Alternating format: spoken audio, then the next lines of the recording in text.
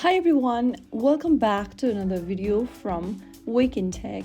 In this video, we will be learning how to sync Google Calendar with your iPhone. So without wasting much of our time, let's get started since the process is quite easy.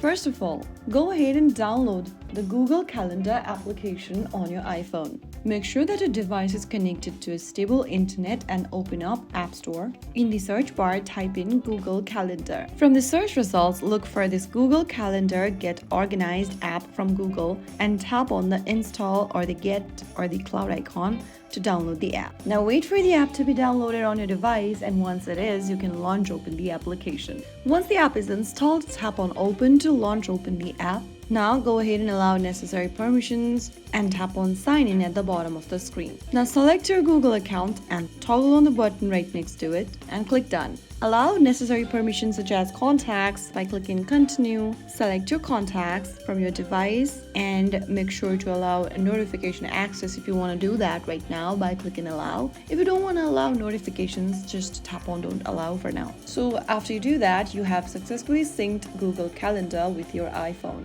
So that's it. Now your calendar will sync automatically when connected to the internet.